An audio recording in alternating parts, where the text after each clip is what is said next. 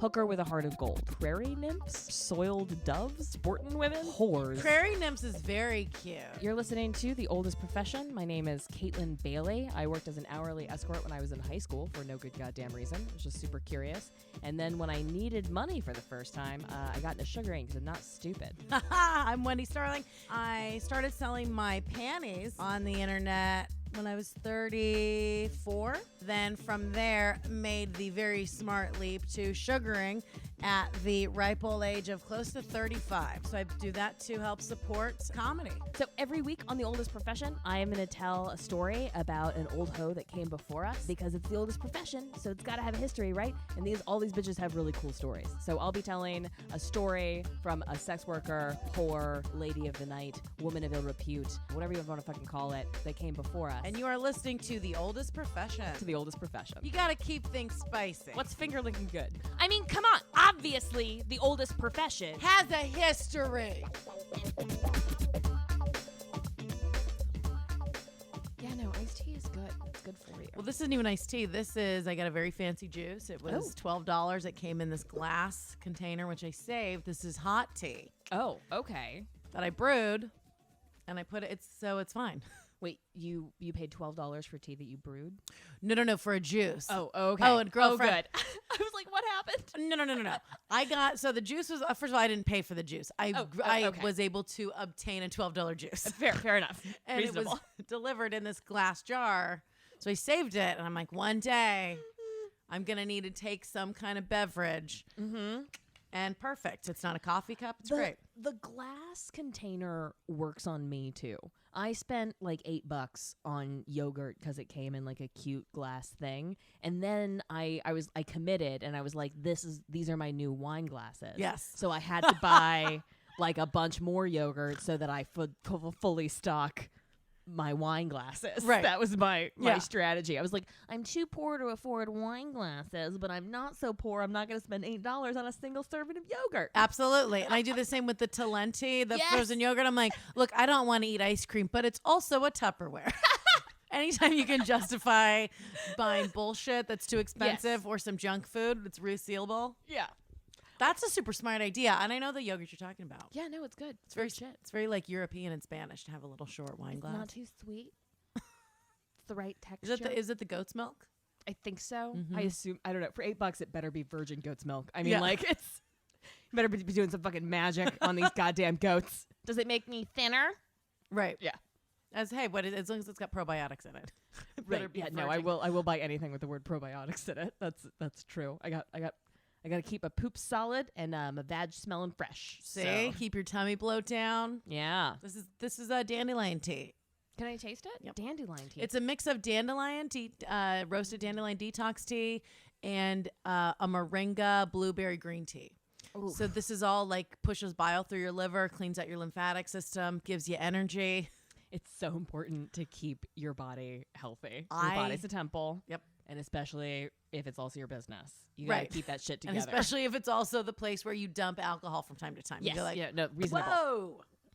All righty. I'm your gonna body's sip on an this. instrument. I know. My body is a vessel. I like saying that. Yeah. Oh my God. What's this book you have? Bomb Girl or Girl Bomb? Oh yeah, no, this Bomb. is a memoir I'm reading in part. I don't know if we're gonna use it for next episode or not, but like, you know, I try to squeeze in my for fun. I'm writing a memoir, so I'm reading a bunch of memoirs to try to get ideas about and to assuage the narcissism, because like I haven't really done anything. It's just you know, I'm just alone with my thoughts. Yeah, but it's one of those things where you're like, one day I'm gonna write a book, but first I'm gonna read 3 of them. Yes, 300 of them, but yeah. I'm like, first I'm gonna read all of the other books, and then decide if what I wanted to say hasn't already been said by other people. Make sure you're covering new territory. Right, absolutely, with my new and unique perspective. Yeah. Well, I like that you're still reading on top of doing the research for the show. So you have like work research and reading, And then you're like, and then I need rec reading. After the show, I'll take you to the bedroom. I've got my 2 piles of like books that I've read and like books that I'm going to read and like books that like supplemental stuff. So it's been I just missed school so much. I think that's why I really started the podcast. I was like, I really want to get a graduate degree, but I don't want to fill out all this paperwork. Right. So I just want to do the fun part. Right, exactly. The reading, the talking, the ideas. Awesome. Who are we doing today? This is like today we're going to be talking about Harriet Hicks. And a sort of love story, I guess. Okay. So she lived in Victorian England in one of the towns that like the army was based in. So the Contagious Diseases Act applied to her. The Contagious Diseases Act was passed in between 1864 and 1869, where the military was trying to reduce STDs, but instead of testing the army, they just empowered the local police to stop any woman that they suspected of prostitution or just being loose, force her to take an STD test. What? Which in Victorian England was basically like just some doctor like looking at your cunt and being like, it smells or it's fine. Like, you know what I mean? Like they didn't have like a test. Here's your prescription. It's yogurt in a glass jar. No, not even that. And then they would, if they thought that you had an STD, they would treat you in a lock hospital, which was like a prison in all the meaningful ways. And they would treat you with nearly fatal doses of mercury. Are you shitting me? Yeah, that's for real. So they're just stopping, and so these are not like, it wasn't like promiscuous or prostitutes, right? Or just like a chick who looked maybe like had her shoulder out, or just was like, or was just out alone because like that was unacceptable. So I mean, it was just a nightmare in these garrison towns because they tried to test the armed forces, and they had a violent revolt, and they thought that it would reduce morale among military men, and they also thought that only women spread disease. Of course they did. Right, that seems accurate. Dude, that's crazy. So the dudes are just like, hey, you're bumming us out? Yeah, basically. Get rid of the bitches that are oh my God. Which is fucking crazy because people used to sign up for them. I mean, the military is like not a fucking democracy. I mean, like even when my father was in the army, like recently, I mean, they used to like shoot him up with all sorts of shit. Like he didn't consent to anything. Like, really? What kind of stuff would they give him? Well, I mean, like he was in Vietnam and stuff. So they like he would just like walk through these lines and people would like give him shots in his arm, and it was like one after another. It's not like they stopped and they were like, okay, so what's gonna happen next is like we're gonna prick you with this and it's gonna do that, and it's just a culture of like, no, you're willing to die for your country and we're gonna do everything in between to you. So like vaccinations or like was it just okay? A little column A, a little column B. I mean, we've got some real unethical testing in our history as well. My dad's white, so you know, like I was picturing like they walk up and it's like, all right, here's your vaccination. Here, pick your upper. And I was like, well, I'll join the military if they're giving out free drugs. My dad accidentally took he actually took amphetamines for a year because he asked on his second tour of Vietnam, he asked the medic for vitamins and the medic was like, how much do you need? My dad's like, I'm going to be over there for a year, so I need 365. And my dad has no concept of money, right? Okay. Like if he wants something and they're like, oh, that t-shirt's $100. My dad's like, oh, here's $100. So the medic asked him for money. My dad just gave it to him without thinking. So he spent an amount of money on 365 amphetamines, and he took one every morning while he was shaving, and it wasn't until 2 weeks before his tour was done that like one of his supervisors saw him taking this pill, and they were like, what is that? And my dad was like, they're vitamins. Like, what are you fucking talking about? They're like, no, that's an illegal drug. They brought him in, but my dad's reputation for being just like a stand-up straight-laced guy, right? He was like, they're vitamins. The medic did this to me. This isn't. And he said that they didn't affect him, but I don't believe him. Yeah, that's you know what I have a friend of mine who's a lawyer, and so people try to justify because I mean Adderall it's meth. Yes. When you read the prescription bottle, it says like for the knockoff, the generic Adderall, it says amphetamine salts. Yes. Now, when you give people like, oh, Adderall, this is a fun drug and we can like take this pill and I can get this story done. But like if you see it has amphetamine salts written on it, it's terrifying and nobody wants to take it. Right. But the problem is when you do, and I took a couple times and you don't feel jittery, you're just really focused and you get a lot of shit done. And so, like, you would feel like, oh, I'm maybe taking vitamin B. Sure. You know? Right, yeah. Or like, it's just an energy thing. But like when I was taking Adderall, when I was running campaigns and working like 120 hours a week, I like got into these murderous rages. Like I was throwing phones against the wall. I was making my employees cry. Like I was losing my mind. Holy shit. And I thought it was like the sleep deprivation, but it was also 100% me being on a combination of Adderall and caffeine all goddamn day. Oh yeah, it's the way you justify. I'm always like, it's probably just PMS, and it's like, no. When I was like going real hard, it's like I'm probably just like. I think I'm just real hormonal. And it's like, no. You can't be having your period every day for 2 months in a row. Yeah, it's that's probably not what's the happening. booze and the drugs. Right. Yeah, the guy who's like, my friend, he's like, yeah, I take my Adderall. He goes, yeah, he's like, oh, I have ADD. He's like, well, I forgot to take my Adderall the other day, and I like fell asleep in my chair while I was in the middle of working on a deposition. I'm like, no, you don't have ADD. You have a drug addiction problem. Yes. That's not ADD. It's hard. Your mind is capable of rationalizing all sorts of bullshit. Like, so anyway, I gotta get back to Harriet Hicks. So Harriet Hicks was working as a prostitute at one of these garrison towns, and she got picked up. They said that she had an STD. She got sent to a lock hospital for 3 months. Her boyfriend at the time, Ebenezer Simmons, was heartbroken by this. And was like drinking a lot and like wasn't taking it, very well. Right. Didn't have any of those good army vitamins to keep him Nope. up. He was just not. booze. Her boyfriend, by the way, Ebenezer Simmons, a butcher. Okay. Right.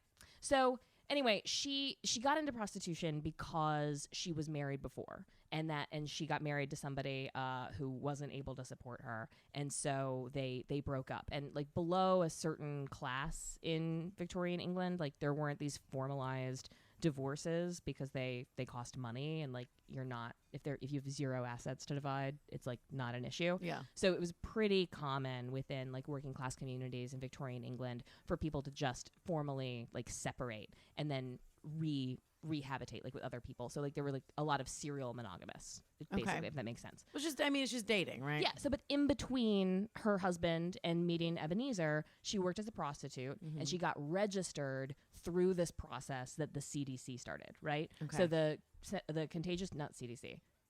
Yeah, the CDA, the CDC's our thing. Yeah, that's our institution. Sordid doing this. We've gotten better. We believe in the scientific process. Yeah, the Contagious Diseases Act attempted to like register and regulate prostitution as opposed to trying to like forbid it outright. So they would register these prostitutes, and once you got registered, you had to report after your treatment, right? So she went to the lock hospital for 3 months. She got treated with mercury, I guess. She came out, and then every 2 weeks, she had to report to a facility to continue to get STD tested every 2 weeks by the powers that be, the doctors, the police. And if she was discovered to have an STD or a cyst or a yeast infection or anything else, she'd be sent right back to the lock hospital. Oh, by the way, this is when speculums were invented, and this is why they were invented. Speculums were invented to look up prostitutes' pussies. And they were made of steel. Now, first of all, I do like that. If it will cost extra, so sometimes you're into it. What if they're like, you've got some kind of crazy ooze coming out? It's like, oh no, I'm coming. I'm into BDSM stuff. I do not have an STD. Oh, did I get it in your eye? Yeah. Oops. That's so every 2 weeks. So so these chicks are registered, and now even if they get out of prostitution, even if they try to leave prostitution, which is what happened in Harriet Hicks's case, right? So like she worked as a prostitute to try to make ends meet in between.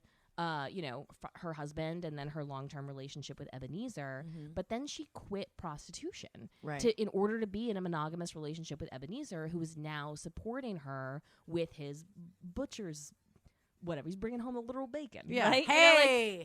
She doesn't need to do anything. Nice. Thank you. I'm gonna fist bump that pun. Boom, Thank you. Thank you very much. I'm very proud. I love a meat pun. So she wasn't able to get off this registry, and so it like of course so she's going and they say that she has an STD, and then she gets resent to the lock hospital, and she can be kept there for over a year. Over a year, yeah. They kept them from anywhere from like 3 to 18 months, depending on how well their treatment of poisoning them went. Yeah, so they're just keeping them there, and then are they like checking on whatever, they're just like, oh, you're a dirty whore, you stay in here. Yeah, basically. And of course, it was the worst of the worst, right? Because these are poor women who are violating social mores. And of course, Victorian England, in addition to treating these women, are also very interested in punishing them for their bad decisions. So a lot of the treatment has like sort of a corporal quality to it. Yeah, which is fucking bullshit. Yeah, I imagine they're not in like a white collar. Yeah. I mean, if the reason they're being thrown in jail is because it's like, oh, you dress like a whore, you're walking around by yourself at night smoking a cigarette. Right, and they're not going after bougie women like this, right? But the bougie women actually get involved, right? So these are middle class married women starting to suspect that maybe it's not just women who are spreading this contagion because their husbands are bringing it home, right? Oh, by the way, doctors during this time period would regularly help their male clients by lying to their wives about what disease they had. So if the wife of a wealthy person went to the doctor with VD, the doctor wouldn't tell her what she had. They would make up like some mysterious sickness and try to. And in fact, there's one story which is like a typical story of this middle class dude who's about to marry his like middle class virgin bride, but he's having a syphilis outbreak. So what does the helpful doctor do? Oh, he gives him a injection of mercury exactly 12 hours before he's supposed to consummate the marriage, because it will temporarily dry up the infection for 12 to 36 hours. So he's able to consummate his marriage and infect his virgin bride, and she'll be none the wiser. But it was prostitutes who were getting in trouble for hiding the contagion. Right. Yeah. That's some put foundation on a herpes outbreak shit. Where like, what? Right. Oh my God, I remember. Oh shit, this was so long ago. I remember my friends talking about this, and she's like, "Yeah, I've heard it's not big." I'm like, "Well, people are like, oh, a lot of people have it." And I'm like, "Well, and if you just have an honest conversation about it, but so many people don't." And she goes, "Well, no, I mean, it's this is the craziest conversation." And I was 16, I was working in a coffee shop. I was a virgin. She was like, "Yeah, no, it's like if the blister's not broken, I just like put foundation on it." And I'm like, what? I remember being like, I've never had sex. I think that does not sound right. Yeah, that sounds wrong. Also, what kind of industrial strength powder are you able to keep on your pussy for? Jesus. Right. Right. The sneakiest I ever got. And I learned this. I learned this from another old pro. I had to figure out a way to work on my period, right? And so what an older woman that I knew from reference checking told, I called her and I was like, I just got my period. I have like appointments today. What do I do? And she said, go to the drugstore and get round makeup sponges. Run it under cold water. Roll it up like a tampon. Shove it up your pussy. When he's fucking you, it feels just like the vaginal wall. But if it's a heavy flow day, you have to change them out after every appointment, because otherwise you'll squeeze blood onto his dick doing your kegels. That's a real conversation we had. And I've used it for boyfriends. Like, you have a romantic weekend and you get your period, and like, you just don't want to deal with it. Right. Makeup sponge trick. Yeah, that's nice. That's a good one. I did do that in college with a friend of mine. He took me to like Hilton Head or something. And it was like the last day of my period. So I rolled it up there and shoved it in there, but there wasn't enough flow to like keep it out. So I had to go to student health and have it removed by a professional 3 days later. Oh my God. Yeah. I'm not the only person to have shit removed from my pussy. No, like, they that's seemed pretty normal. nonplussed. Right. They had questions about, they were like, could you not like find tampons? Like, what was what was your plan here, babe? You're like, I started my period, and the only thing on set I could find was a makeup sponge. It was either this or I the was actual. Stranded in a dressing room. It was either this or I dump out the bottle of foundation and use it like a diva cup. Those were my two options. I thought this would be the lesser of two evils. Jesus.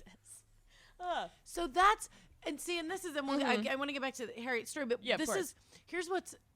The fact that, and I didn't realize that, so even after they leave prostitution, you still have to go in and get tested. Which is the major problem, right? Yes. So like, because before the Victorian era, right, in England, prostitution was a transient, temporary, like, occupation. So like the police, like, basically poor women would use prostitution sometimes for a short period of time to supplement their meager wages, right? So it's like in between monogamous relationships, or they'd be there for a couple of years. But after the Contagious Diseases Act, prostitution becomes more formalized and more professionalized, where you have women who are basically like whores for life. And that's where you get this, like a lot of negative consequences come from that, because then they become more ostracized. Because before, you know, prostitutes are just sort of like a part of the economy, and they're like just a part of like society. They're a part, like they're interwoven. Whereas with these red light districts and the formalization of prostitution, they become this like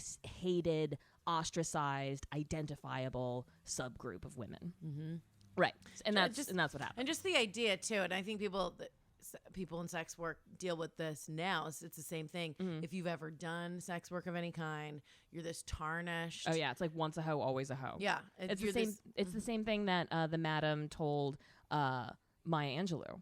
You know, there's like once you do this, you can never go back. Right. You'll never not be a hoe. And I was like, bitch, she's a poet. Like, right. Fuck you. Yeah, we'll look at it's like, oh, well, now you're always a dirty, filthy, and you know, we've talked about this before, but it's like for the most part, especially, just that you're like this vessel of disease. Yeah, a lot of times sex workers, and we've talked about that. We're gonna keep bringing it up, but like, we are using protection more often than just regular people. Yeah, and we're going to talk about it in the next section too, of like what's happening with today's STDs, and like a lot of that stuff is getting played out. So Harriet Hicks, her and Ebenezer move towns to get away from this registration problem, right? They want to start a new life together. She's not a prostitute anymore. This showing up every 2 weeks, she becomes an identifiable member of the community, because everyone sees who's coming in and out of this fucking clinic. She's getting, you know, teased by boys or whatever. You know, they're calling her a whore. So they move towns, right, and they're living together in a one-room furnished home, trying to make it work. And this fucking Inspector Anais or something, who has a reputation, like who's that jackass sheriff that like Trump loves out of Arizona or something? Oh God, I don't know. But you know who I'm talking about, like with the cowboy hat and the like, I'm gonna get it. Like he was a lot like that guy, right? Jesus. So he bursts into their house one day, right? Grabs Harriet and says, "You have to report to," like basically getting her in trouble for not doing the inspection, not going to get inspected. All right. So they kidnap Harriet.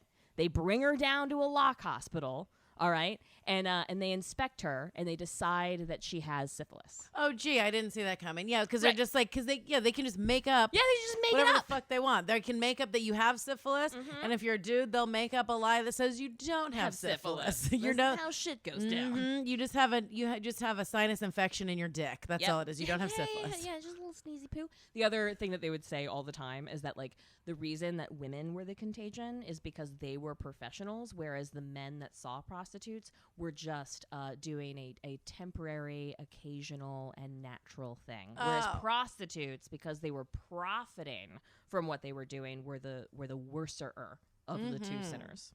Oh yeah, yeah. Science. People that are looking at it as like a business, where you go like, oh look, this is a service I can provide, and I can make money, I can do this. And then the dudes who are just wandering around with a hard dick, like, I gotta put this whole argument of like, well, I can't help. It's our nature. It's my nature to just like spread my seed. Get the fuck out of here. Also, I forgot to mention this earlier, and I think it's kind of important. Like it depends. England was very interested in having a bachelor army because it's easier to send people to war that don't have families. So they actively prevented the military men, the vast majority of them, from being able to marry, compounding the issue and the demand for prostitution in garrison towns. Oh my God! So, yeah, that the whole so they're not allowed to marry, but an STD test is too far. That's an infringement on their liberty. That's like you have like professional singers versus karaoke people, right? Yeah. So like a professional singer is a better singer, like they are getting paid for it, so they keep their voice in tune. They do all that. But you know, if you're just wandering into a bar when you're drunk because you're like, I feel the spirit moving me to sing, you're gonna be a terrible singer. You know, it's the same kind of thing. It's like no, the people that are just kind of wandering haplessly in and out of a thing, whether it be karaoke or fucking, they're gonna be worse and more sloppy. Yeah, no, and it's so interesting, like the economies at this time, because like there were so few options available for women to make like a living wage at this time. So a lot of soldiers would like offer milliners or hat makers or like maids that they met at bars money for sex, and the women were so desperate for that money to survive, they'd take it. So they didn't identify as like prostitutes exactly, but they were sometimes, it's like girls that date for dinner. It was like that kind of thing that was happening in Victorian England. But the Contagious Diseases Act, of course, formalizes this. So Harriet Hicks is trying to get out of prostitution. She's living the good life with Ebenezer. She's trying to figure shit out. A niece knocks down her door, drags her to a fucking hospital. They inspect her, decide that she has syphilis, and then they're going to take her to a lock hospital. But on her way out, they run in to people that are trying to end the Contagious Diseases Act. These are bougie middle-class feminists who think that this is an insult to all women, right? They're like, we're against the speculums. We think that's that no woman with any modesty is going to be cool with this. This is really hatred for all women. You're punishing these women. They're fallen victims of male lust or whatever. So we gotta take care of that. So they run into these middle class repealers, basically, are trying to repeal the acts. And the woman says to Harriet, "Did you sign the consent form?" And Harriet's like, "I can't even read." Yeah. So they physically fight off Inspector Anais with her parasol, right? So she's got her like her little umbrella, her like a little Victorian. Oh, her little thing. Yeah. So they beat off the like police officer and Inspector Anais and try to get Harriet. They're both arrested for disturbing the peace, and the chicks. Yeah, the chicks, Cool. the repealers. I'm picturing like the stepmom in Mary Poppins. You know, like the women's rights sash, the blonde with the little parasol. That's what I'm picturing. That's exactly who these people are. That's right. Yes, yeah, See? you're 100% correct. See? Yes, right. Fuck yeah. And it's weird because that personality cluster, it's like they're feminists and they're suffragists, but they're also like temperance people. They're like anti-drinking, and they think the solution to prostitution is just like more Bibles. So they're like, whatever. Right. So it's Harriet's between a rock and a hard place because like the police think that she's an evil, contagious villain, and then the repealers think that she's like a fallen, hapless victim. But neither one of them give a fuck what she has to say. Right. So they take her to court, and at court, the feminists basically say there's no evidence that she has any STDs. So Ebenezer testifies that he is disease-free. He testifies that he brings her his weekly wages and that they live together and that she like is a good pseudo wife, that she's like there every night and she fixes his meals and keeps house. So that's evidence for her. He's like, we're both disease-free. They go to their home and it's just bottles of mercury everywhere. Right, yeah. These are the little yogurt cups, but we use them as our mercury glasses. They're just high as fucking like half statues. Is your skin falling off because of the syphilis, or is it the mercury treatment? What's worse for you? I think it might be the dairy. I'm not sure. It's one of these three things. Something's happening. So they the doctor testifies, right? And because these bougie women have gotten involved, Harriet has like real representation. And so they ask the doctor, like, tell us about this disease that she has. And they're like, well, we think it's syphilis, but it could also be gonorrhea. Really, it's a cyst on her vag. We don't know. And then they're like, well, what causes syphilis? He's like, excessive sexual contact. Oh, my God. Right, just excessive sex. Yeah. And then the lawyer's like, well, what does that mean? And then the guy's like, just a lot of sex. That's what causes syphilis. Right. He's like, and the doctor's like, she's definitely having too much sex. Therefore, the cyst is probably syphilis. And the judge is like, no, that's not going to work. So finally, they ask Harriet, are you still a prostitute? And she has one of my favorite responses. She says, nope, just the one. That's great. Right? Yeah. So the judge is like, you mean you're no longer doing prostitution? Harriet's like, sure. So they dismiss the case, and they take Harriet off the registry, and they like give her freedom back. And this starts a movement, right? Where prostitutes start fighting the regulations for the first time, right? It emboldens these women who are being like snatched up by police and thrown into lock hospitals. It emboldens them to fight for their rights. That doesn't really work out so great for them.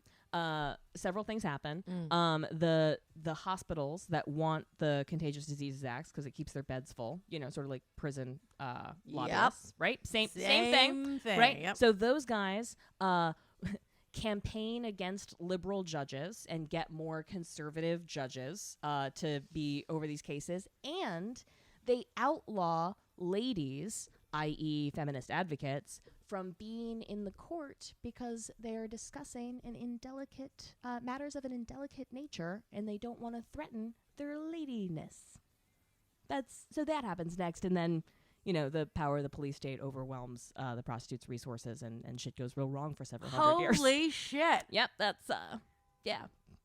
This way, all this stuff. I mean, and even now, especially when you look at with the feminist movement, when you look at someone like the person who is the president of the United States right now, when you look at it, people get like shocked, and then everyone seems to shocked, like, oh, he said the grab him by the pussy thing, and even with the the hashtag Me Too thing that's going on, men still from years and years, and this is the same thing with like white people being cunts for years and years. That's why white people are in a position of like, that's why the scales are unfairly tipped, and privilege is a real thing, and male privilege is a real thing in the same way, because not that long ago, if they didn't like something, they're just like, okay, well, so then you just can't even come in the building. And they're like, well, that's not. And they're like, no, we all agree. Yeah. And they can just to be able to just change the rules of the game like that, where it's like, well, we don't want you. We're talking about like pussies and stuff. Yeah, we're talking about vaginas and venereal disease. And back in the Victorian times, which is why the doctors were able to get away with bold-faced lying to women for so long, is because they believed that like ignorance was a kind of protection. Like ignorance and innocence were the same, right? So like Eve's real problem wasn't disobeying God, it was seeking knowledge. So now we got to just clamp down on women seeking knowledge, because that's when the evil starts, because they start asking questions, and then they have thoughts, and now we have ideas, and like autonomy in women is deeply threatening to most men throughout most of human history, it turns out. Yeah. Well, the thing too, especially with the abuse and a lot of the stories and where cops are either like harassing. Well, I mean, it is a harassment, but investigating, big air quotes. You can't see it. It's an audio thing. Get Patreon. You'll see us do lots of big air quotes. Big air quotes.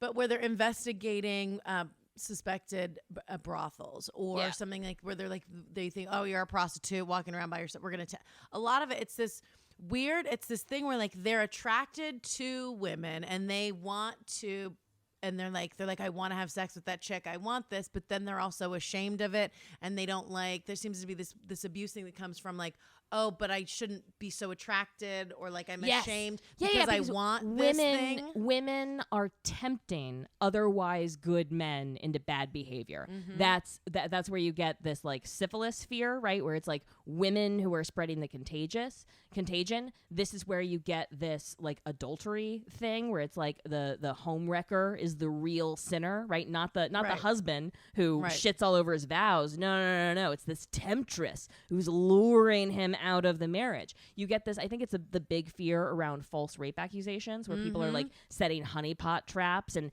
luring men into making terrible choices that they would otherwise not make. It's how we decided that girls dressing sexy is the root cause of sexual harassment. I mean, sexy and strong, by the way, I think mean fundamentally the same thing, right? They both mean virile, healthy, energetic, but somehow we decided that sexy was the more dangerous thing, not our fetishization of strength, right? Not violence. That's not something to fear. It's sexy is the thing that we got to clamp down on in order to protect ourselves from the scary and absolutely immutable impulses of men. It's crazy. And when you look at it, sort of like religion, there's certain religions where they teach women.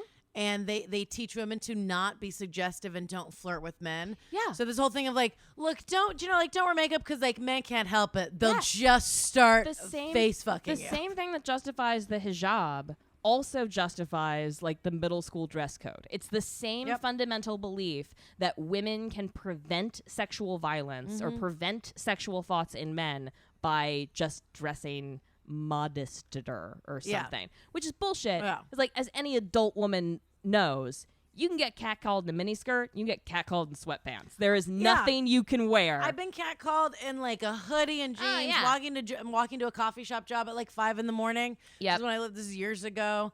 Walking down the street, and these dudes on Hollywood Boulevard. And these dudes like pulled up in a car and they're like, "Hey, how much?" It's like, how do you even know I'm a fucking chick? I don't even. I mean, how did you even do that? This is one of the most heartbreaking parts of the Harvey Weinstein scandal. It's like one of the testimonies I read was some woman she'd heard the rumors, right? So she was scared. She wanted to prevent a sexual assault, and she bought into the lie that society tells us that there's something we can do. So she dressed frumpily and was still violently attacked. Oh yeah, no, that's the thing. And when I was a trainer, this is something that I noticed a lot. Women who were sexually assaulted or abused as kids, they either act out but in a way to try to like recreate happiness and take control over that. Reclaim the power. Exactly. Yeah. And I did that when I was raped. I went on 2 dates with one of the guys who raped me. I started going to sex parties immediately after I was raped. Yeah. I was like, but the other thing with as far as the protection, not even just dressing frumpily, you'd have women who would either lose tons and tons of weight, so they were severely anorexic, so that they felt like they could disappear so no one would see them, or they gain lots of weight because now it's like now society can't see them because of fat phobia. Right, because you're like, oh, well, if I gain weight, then nobody will be attracted to me, and that won't happen again. I've got to make myself unattractive to men. Which is like some of the insidious part about this, like too ugly to rape mentality of like people are like, oh, I wouldn't rape her. She's fucking. That's not how things work. No, it's called you're too big of an asshole not to rape. Like it has nothing to do with us being. I had some dude Sunday night. I was tired. I was in like some romper, but just like shorts, but like in a baggy sweatshirt. I was in tennis shoes, and you could see maybe from my mid-thigh down. And it's who cares? Other people were wearing shorts. Who cares? I walked in. This guy was drunk, but still, I walk in and he's like, "Hey, how's it going?" And I'm like, "Hey, how are ya? Is it Tender Trap?" I'm like, "How's it going?" He goes, "Let me buy you a drink." And I said, "Oh no, I'm on the show. I'm not drinking, but thank you." Yeah. And and he follows me into the room, and now there's a bunch of dudes there. Yeah. So it's like Jericho's a big guy. He runs a show, and so I'm around friends, and I'm like, "Hey," and this guy follows me in, and he kind of backs off. So he's aware enough to know that I'm around men. Yes. So he's kind of standing in the corner. So it's not like, oh, he's so blackout drunk he doesn't understand what he's doing. No, he gets boundaries if there's someone there to enforce them for you. Yep. And so then I walked out to go get a bottle of water from the bar. You got too far away from the herd. And I walked away from the herd. I'm like, this guy's being creepy. And they're like, all right, we'll watch him. And I walked up to get a water. And this guy made a beeline, walked up to me, smacked my ass, and had a finger like in my asshole taint area. Holy shit. And he's like, I like your legs. And he grabbed me. And the bartender goes, whoa. And then, and he's like, all right, fine. And then I walked back in. And I was so tired. I wasn't mad. I was upset, but I'm like, and it's such a fucked up thing where you go like, well, shit. I mean, I guess that happens all the time. Because you just go like, well, what am I going to do? And then I walk in and I'm like naming it because these are all great guys. Ryan Donahue, who's their great comic. He's there. He goes, what just happened? I'm like, that guy grabbed me. And he's like, what the fuck? So then I was going to go pee before my set. And I wasn't being alarmist, but I'm like, will somebody just walk with me? So they walk with me to the bathroom, and Ryan was kind of standing outside the door. This guy ran over and sniffed. He's like, I just want to smell your neck. I just want to smell your neck. Yeah, it's like, dude, you got away with the finger in your butthole. Like, call it a goddamn day, you fucking crazy person. Yeah. So it's like, that happens so much now all the time, and it's part of it is just this thing where it's in the back of people's brains where women are like, things to be fucked. Yes. I remember asking a cop, because I was on the subway and I sat down and somebody grabbed my ass. And I thought it was a mistake at first. I thought it was like, oh, excuse me, like, just crowded subway or something. But then he did it again and like, also basically grabbed my pussy. And I spun around, tried to take a picture of him. I started screaming at him. Of course, no one on the train is acknowledging anything. It's crowded. And the thought occurs to me of like, do I pull the emergency brake and inconvenience 7 billion people for this? Like, true. That one, thing, right? Yeah, that would fuck up the rhythm of the literally whole city. all of it. Like I can end this right now. Or am I just mad? Like, what do I do? And so I asked a cop, I was like, what am I supposed to do in that situation? You got all these signs everywhere of like, you see something, say something, and report abuse. Crowded trains, no excuse for violence. Like, this public awareness shit. And he's like, punch him in the face. And I'm like, that's not realistic. That's not Right. like, what are you talking to? I lift weights, but no. Like, Yeah. Oh, I've been yelled at for carrying a knife when I was stalked. You know, I carried a knife and no. I want to talk about this like unearned authority of men, right? Because like the doctors and the police and the judges and the legislatures in Victorian England are like trying to clamp down on female promiscuity as the root of all evil, but they don't even know how germ theory works yet. Like they are killing bitches left and right because like doctors aren't washing their hands when they stick their hands up pregnant women's like twats after childbirth. That's how Mary Wollstonecraft died, is because people like doctors weren't washing their hands. So if you were a poor woman and you went to like a hospital to give birth, there's I forget what the numbers were, but it's crazy percentage of women who would die from infection that doctors gave them. That's it. Because the doctors would go from like they're being like elbow deep in corpses, studying doctor shit, and then going and delivering babies. That is just so backwards to me, and it is such not all men, but just the fucking arrogance of like, we know better, we know what the fuck we're doing. Yeah, never mind midwives who've been successfully doing this for thousands of years. No. They wouldn't think to wash their hands. Right. So, but they jump from, couldn't be, syphilis couldn't be just because, it couldn't have anything to do with just like general like filth and just disease and whatever. Maybe it's an ingrown hair. Right. Yeah. And it's just to be like, should we wash our hands? I'm not sure about the hand washing and the glove thing. For sure, just mercury. The fact that they just jump to like, well, if we just... Well, the insidious part about syphilis is that because the disease happens in phases, it doesn't matter what you do to somebody. The disease looks like it goes away it goes into remission or something. So it like starts off as like sores all over your body, and then you get like a rash, and then it goes away for months or years. And then it comes back as like your skin falls off and you lose your mind. I mean, like it's really, it's crazy. It's insidious. And it's a terrible disease, but it's insidious. It's encephalitis. Thank you so much. Good night. Bing. You could inject them with mercury. You could wave a cross over their head. You could dunk them in cold water. After a certain period of time, the sores go away because that's how the phases of the disease work. Yeah. Well, for sure, the cross thing works for every disease. I just want to. Christian Science. What if I just made a hard turn? I'm like, well, Kaytlin, that's actually why I wanted to do this podcast with you. I want to talk to you about the power of Jesus and the cross. You can do this. All right. Oh, Jesus. Follow us on Twitter at Old Pro Podcast. We're also on Instagram. We got some great pictures up. You can visit our website, theoldestprofessionpodcast.com. The website looks great. I'm very proud of it. I think it's really, really cool. We got great pictures. You can email us at theoldestprofessionpodcast@gmail.com. We're happy to write back. Tell us your story. Give us your thoughts. And of course, you can follow me at Kaytlin Bailey. Kaytlin Bailey, Bailey. And you can follow me on Twitter at Wendi Starling, Instagram at WendyBird82, and do email us because we already got our first. We'll go do the fan email at the end of the episode. But yeah, we already got our first fan email. We got our first troll on Twitter. Yeah. This is so great. Much is happening. Yeah, so we're going to be active on that. But yeah, hit us up. And Paul, we're getting to your email at the end of the app. All right. Thank you for listening, and stay tuned after this break. This episode is sponsored by Velvet Swing, which is a cannabis-enhanced lube that is very nice. Ooh. You should follow the founder. This is a whore-owned and operated business. Okay. Mistress Matisse on Twitter. So buying this product supports not just your own sex life, but also the sex worker rights movement. Mistress Matisse is a big deal. Thank you, Mistress. Yes, you can follow Mistress Matisse at Mistress, Mistressen, Matisse, Matisse. Yeah, you know why I feel so good? Because while you were in the kitchen about 10 minutes ago before we recorded this, I took the cannabis lube and I jammed it in my butthole. I'll tell you, not the thing. How do you feel? Amazing. Right? You feel relaxed? I feel my butthole feels great. Your butthole feels relaxed? Oh my God, I didn't even think about this. This would be great for anal. Of course. Yeah, you can't overestimate the importance of a relaxed butthole. I love anal already. I'm going to be squirting all over the wall if I put some...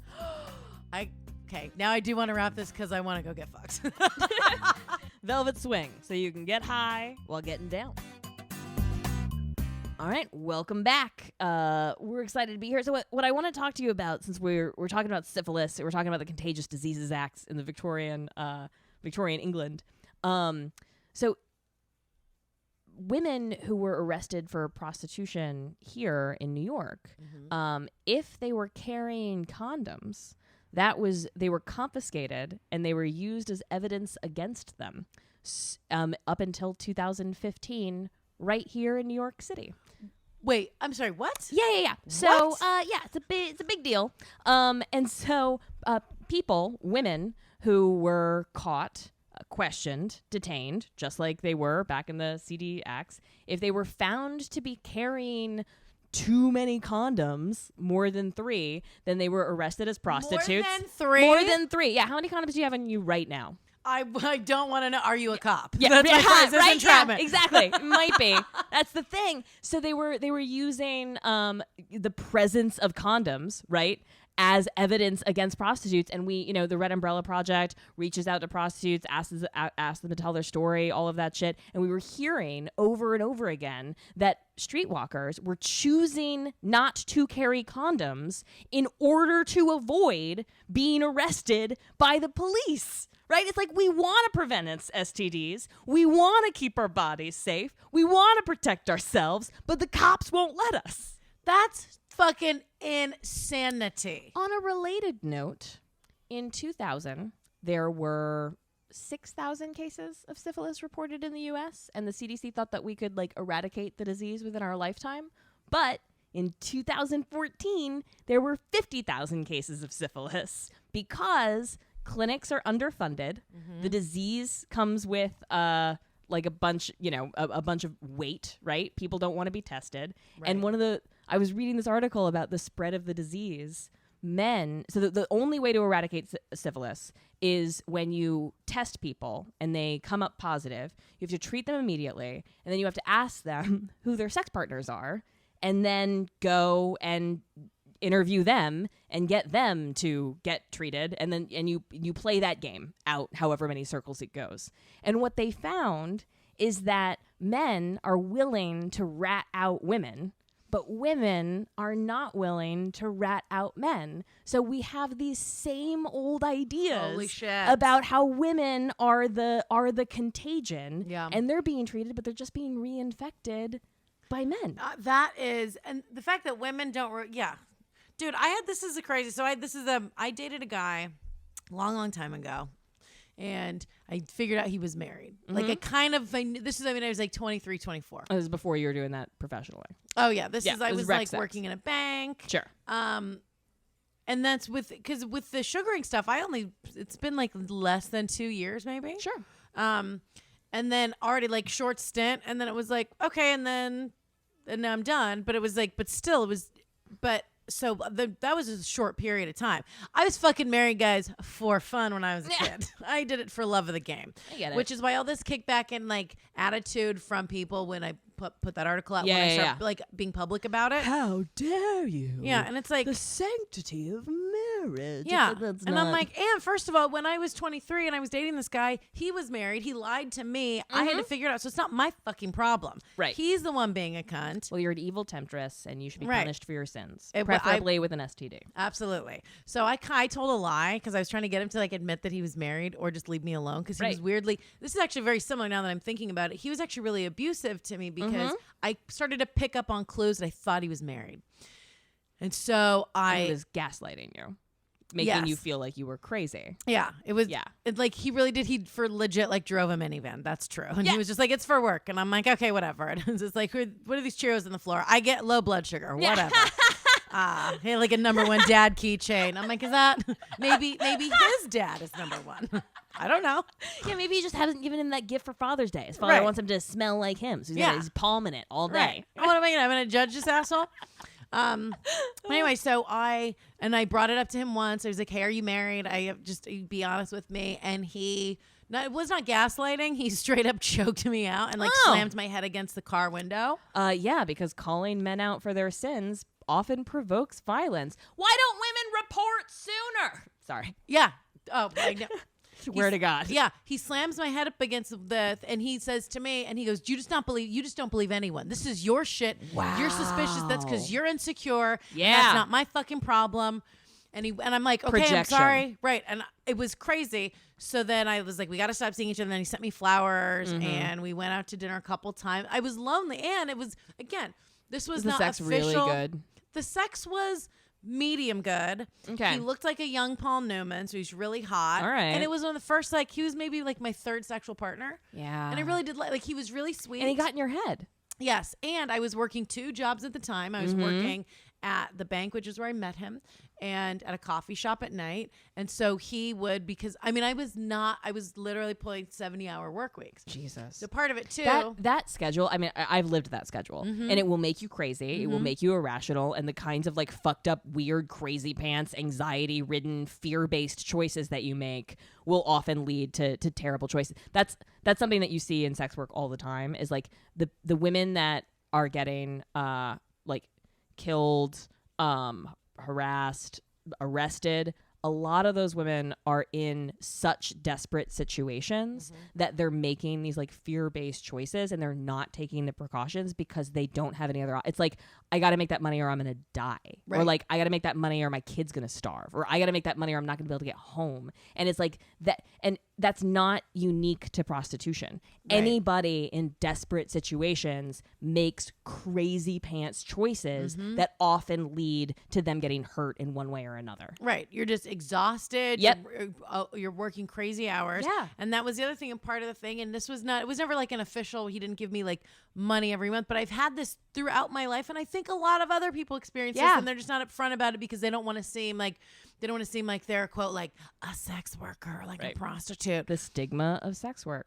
Right. And so if they're dating somebody, you're dating a guy who's older, more successful, you're working 70 hours a week, and he's like, well, and I'm like, well, I can't take time off to go to dinner. It's like, well, what do you just call in sick, trade your shift? What would you make? I'll just give you double that. So we can just go to dinner and hang out. And that's something that like, if I've got extra money and I want to go, if I've got more money and you're like, I can't go out to dinner, but I really want to go to dinner. I want to go see this movie. Yep. I would just pay for your shit. And that doesn't mean that like now I own you and you're like a shitty person. It just means like I have more money and I want to do the thing that I want to do. And it doesn't matter to me, but covering your cost of the meal enhances my enjoyment of it because I don't have to have a panic attack about your fucking panic attack. Exactly. Yeah. If we just take this anxiety away. Yep. Yeah. I've as soon as I started working, I basically like insisted on taking my best friend to dinners that she wouldn't otherwise be able to. For 2 years, we ate like queens. Like, yeah, the two of it's us. nice. Yeah. And you do that kind of stuff. But anyway, so that's part of why after this guy chokes me out, and then But he would help. He would like give me money sometimes to help take off. And he was like, look, and that made, I was like, oh, he really cares about me. Cause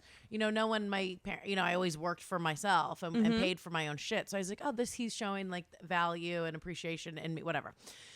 So that we get back together, and the STD thing, I fully lied because I'm like, this is crazy. I got to stop seeing this guy. I don't know what to do. Yep. So I lied and I sent him a text and I called him and I was like, hey, we got to talk. I've got these crazy like bumps all over my pussy lips. We got it. And I lied. Yeah. Great. Just to like get him to freak out and be like, thinking that at least just that he would leave me alone. Yeah. Maybe I gave this to my wife. Oh no. Does the remorse start now? Yeah. So I tried to like get him to try to freak him out that way. But so I was like, I got these crazy bumps all over. And I'm like, have you been tested? Like, do you want to? So I was like, do you have anything like we should maybe go get tested? You're the only person I'm sleeping with. And his response was, no, I'm good. I mean, if you want to get tested, you can, but I'm good. And I remember being like, what kind of a response? What kind of response is that? Like, I just told you as your sex partner that I'm having STD symptoms, but no, you're so confident. Yeah. Oh, fuck and it that was just, guy. It was just crazy. He's like, no, I'm good. Oh, I know what I have. Oh, like, he's just like, oh, no, he's probably just like, oh, no, I have a couple different things. Yeah. We don't have to. Ooh, go find out and see what did I give you. This would be a fun. We'll play the lottery. Yeah. Well, Jesus. It was the most, but that's the same attitude as these dudes back in fucking Harriet Hicks's time. Yep. Where it's just the, like, it's like, okay, figure it out, whore. Yes. Yeah, You're this the one is with your the pussy. problem. Mm-hmm. It's fucking crazy to me because if you track the rise of syphilis in this country over the last decade, it matches the like reduction in funding for STD clinics. So like we've had a lot of STD clinic, the kind of thing where you can just walk in and get tested for free and like that. So we've been shutting a lot of those down because federal funding has been drying up basically. Right. And the social safety net in this country is unraveling. And a huge part of that is healthcare for the very poor. So it's like prostitutes are not causing the rise in syphilis. A reduction in funding for healthcare is causing the rise of syphilis. And then they're like, I read one article that is blaming dating apps, like people weren't fucking before the internet. You know what I mean? Like, get out. Yeah. They're like, dating apps is the reason. But it does speak to a truth that people engaged in casual sex are more likely to not use protection than people engaged in professional sex. Oh, like absolutely. That's like that. So it's because people don't. There's this thing where it's like, and everybody. Yeah, I know. It's like that's exhausting. It's so interesting the way people try to blame it on dating apps, or they blame it on instead of the actual. Like every generation is inventing casual sex for the very first time ever in human history. Like we haven't been fucking this whole fucking time. Yeah, that's what we were talking about earlier with the fucking booze and the hour, where you're like, it's got to be something else. It can't be all where you're just like you're just making up excuses so that you can keep doing the fun thing that gives you the instant dopamine dump. Whether that's just fucking, like just a raw fuck in a bathroom bar. And it's crazy too because it's all like, this was always strange to me. Like when you start, the first time I had sex, first couple of times with the first partners, it's like, and it was honestly my first time. And I'm like, I've never done this before. I've never done this before. And that was exciting.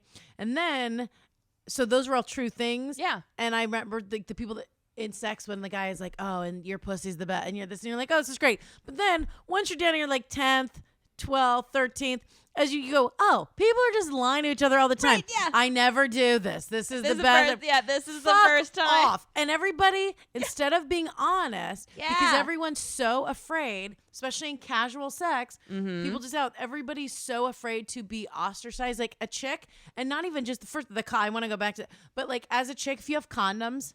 Oh yeah, then you're a big slut. I had this conversation when I was in college, right? So I did sex work in high school, and then I went to college, and that's where I had that's what my exposure to like hookup culture was like, college. But I'd done sex work before, so I had that framework. So I was using condoms for like blowjobs and shit. Right, like it was a crazy undergrad, like super protection. Right. But I remember I hooked up with this one guy. We went back to his place, and I said, "Hey, do you have any condoms?" And he said, "Oh, I don't sleep with a lot of random people. Do you?" Like he was trying to slut shame me. Oh my God. And a raw dog in it with him. And I was like, "Yeah, I do this a lot. You're not special. We met 2 hours ago. You're not smart. Like, how did you think this? You're just some dude at a bar. Yes. Wrap it up, cowboy." And so we did that. Of course, he lost his erection, alcohol, condoms, like whatever. But I mean, I would get real pressure from dudes in like casual sex environments to not use a condom that I never experienced in a professional context ever. Yeah. But it is beyond. Yeah. Because the guy, and that's always the excuse, because they're just like, oh, I don't have condoms. And I don't have condoms. And right. And when you're like, I do, they're like, oh, well, you're a slut. Right. And then the attitude is like, well, why are you walking around with condoms? You slutty. Just like, no. And you know what? No, fuck you. Maybe I am. Maybe I do like to have a lot of sex. But guess what? I like fucking. And the longer I'm alive, I can fuck more. And a way to increase my chances of living longer is to not get whatever disease you might have coming out of your dick, because you just happen to not have. I just don't have condoms. I just don't fuck a lot of randoms. Get out of town. Fuck you. The moralizing. It's so dumb. No. I remember I went. This dude and I were hooking up, and we had the condom talk. And so we talked up a couple of times, so he knew how I felt. And we were on our way back to his place, and I said, "Hey, I don't have any condoms. Do you?" And he's like, "Nah, I don't." So we walked into the like deli or something together, and they keep him behind the counter, and we're standing there. It's like 3:00 in the morning, and he's like, "What condoms do you want?" I was like, "It's your dick, dude. Like, you fucking figure this out. Like, I'm not. Yeah, like, what are you fucking talking? Like, but it makes me so angry when condoms are presented as like a woman's issue, right? Or like venereal disease is presented as like a woman's issue, or like sexual violence is presented as like a woman's issue. It's like we're getting the runoff from y'all's shit, but like this is an us problem, dudes. Right. This is not a me problem. This is you are also vulnerable, you dumb fuck. Right. It's a collective thing. And that's like, even if a chick gets pregnant, you know, and she's like, oh, I want to, it's like everything's on the woman. Mm-hmm. It's just this crazy thing of, it's like, if you want to keep it, well, that's your decision. I'm not, but it's like, you put the shit inside of me that made this thing grow. So this is two of us. I didn't get pregnant on my own. You don't get an STD if you sit in your room and masturbate constantly. Yeah, it always blew my mind that men were so, especially men with money. That was like a conversation I had with like a couple of dudes, like when I was in my early 20s and I was like fucking for beds. You know, I go home with dudes that had like, you know, like money, and I had to talk them into condoms. And afterwards, we always had this conversation where I'm like, dude, your decision making on whether or not you become a father ends the second you come. Like, I'm lucky enough to live in a culture where I have choices after that. But the fact that I'm in the position of being like the gatekeeper, I'm the one that's like, hey, use a condom. Like, you have a vested interest in, you don't know me. Right. You don't know what my plans are. You don't know what my values are. You don't know what kind of decisions I'm going to make. You just know that I like dirty martinis. Like, that's not information. Yeah, that's not. And you don't know if you want to co-parent with me or what kind of decision I'm going to make. And it's always, and like you pointed out with the college guy where he's like, oh, I don't bring home a lot of randoms, do you? And it's like that, and that happens so much in casual sex. And what drives me so crazy, you go out, you're talking with a dude, or you go on like a first date from like, whatever. You go out, you're both drinking and having, and it's the same attitude that prevails now that did back from like every goddamn story we've talked about after Ishtar, which is two people, a dude and a chick, were out drinking. The guy is like, I want to take this bitch home. And if the chick is like, I'm trying to get some dick, I want to get fucked. With the two people have the same he's attitude. Lucky and she's fallen. Exactly. Yeah, it's the same MO. She's fucking up and it's his lucky day. She's a dirty whore and he's just a man. He's just doing what men do. This is just what men do. What could you possibly expect? Yeah. What do you want me to do about it? And it's this where you go back and then for it to be like, oh, well, you don't like, exactly. Bro, yeah, no offense, dude, at the bar that we met a couple hours ago. Now we're going back to your place to fuck you. You are not special. This is not the first time. And if anybody says like, no, I never do this, it's like, that you're full of shit. And we know because the first time that we did have a one night stand and we said, I never do this, the guy got really excited and there was all this fun energy. And so then it's just something that everyone's lying to each other constantly. It's a nightmare. Well, I mean, I think there is some honesty in prostitution, you know, like you're paying a fee for a service, right? Whereas like, I feel like I think that because we set up women as the gatekeepers of sex and men as the pursuers, right? We describe women as like giving it up, right? Or like baseball, like two opposing teams. We believe that like when a man and a woman go to bed together, the man wakes up having won something, the woman wakes up having lost something, right? So because we've bought into this idea for 5,000 years that sex is something that men take from women and sets up this fucked up adversarial relationship, it justifies this broad range of lies, manipulation, and coercion that men are allowed to use to get women to fuck up, right? To tempt women into giving it up. And if a woman lets go for a second, well, then she's fallen from grace and she's fallen for a con and she shouldn't be so stupid and blah, blah, blah.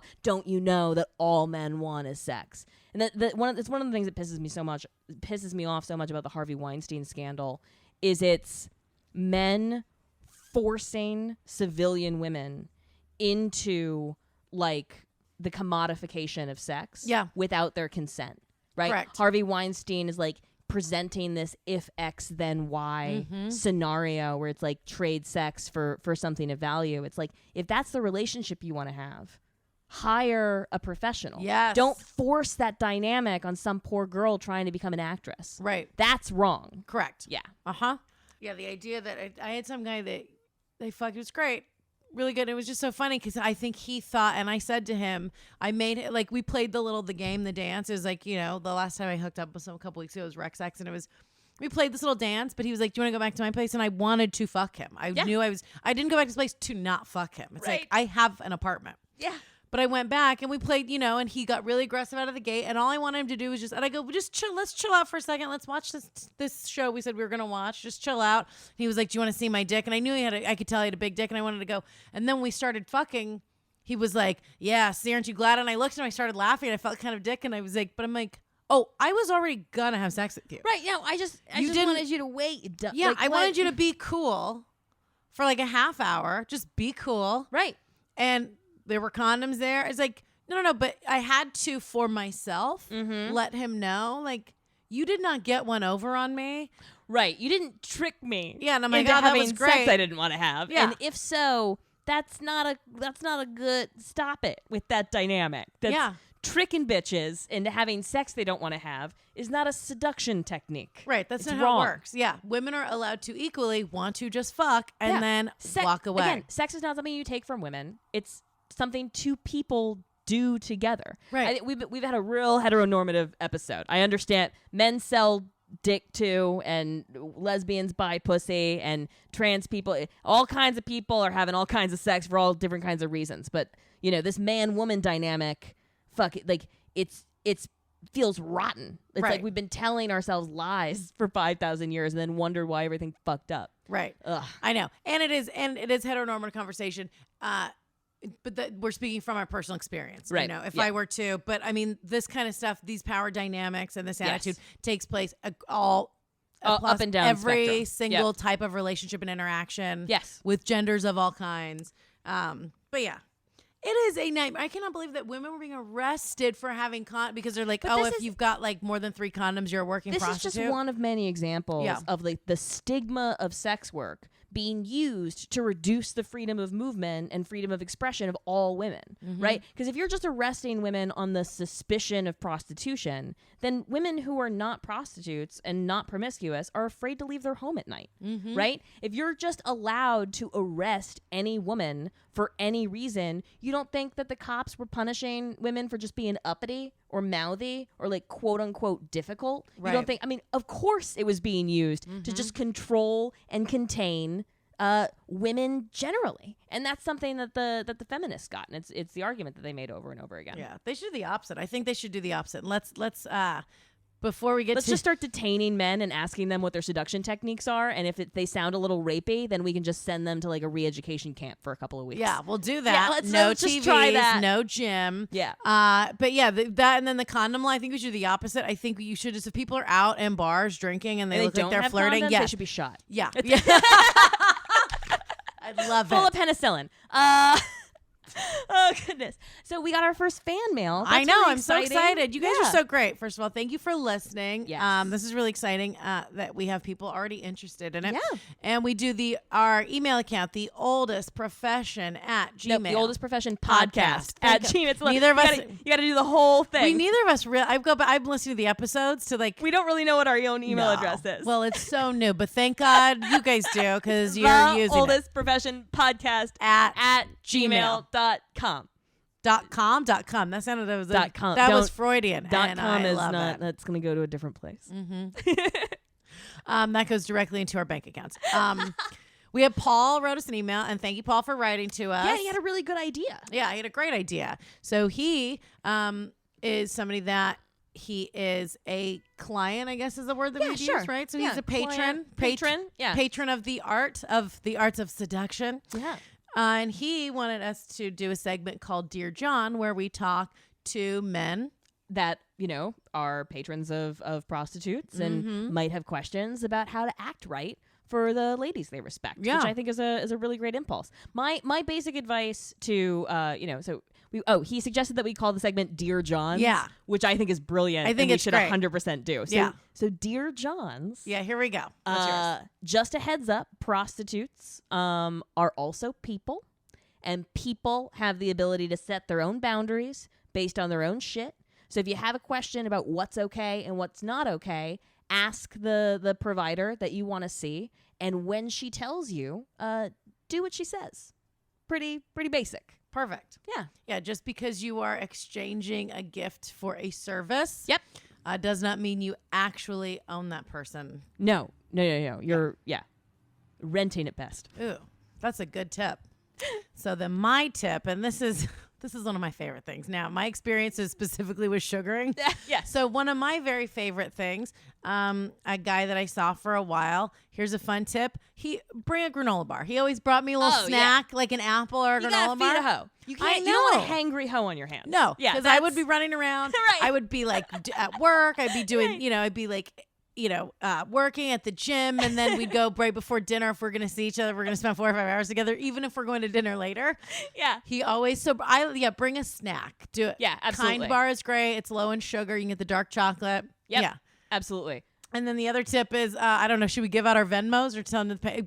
Just support us on Patreon. Absolutely. Yeah, in that's fact, I think we another should make our Dear John segments moving forward some Patreon content. What do you think we should charge? $20, $25, $200. What are we doing? I don't know. Well, you can donate as much as you would like Absolutely. to. But I think that's a fun segment to do. And we could even maybe look at doing like a live interactive. Oh, yeah. Send us your specific questions and we'll give you some specific answers. Do support us on Patreon and tell your friends if you enjoy the show, tell them to tune in. Yeah. And go ahead and rate and review on iTunes, please. It helps a lot. Thank you so much for listening. Thank you very much. I'm Wendi Starling. I'm Kaytlin Bailey, and this has been The Oldest Profession.